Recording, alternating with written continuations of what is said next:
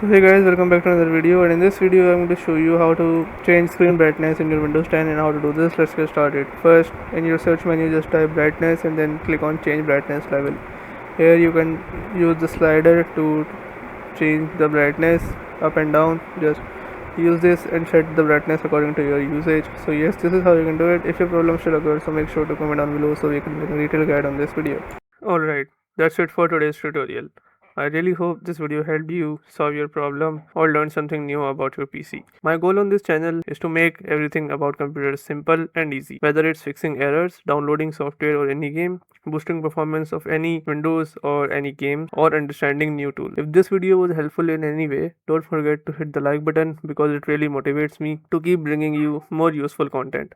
And if you're new here, make sure to subscribe and turn on the notification bell so you never miss any future tutorials, tips, and PC fixes. Also, if you're facing any issues or have any questions related to computers, Windows, software, or anything technical, drop them in the comments.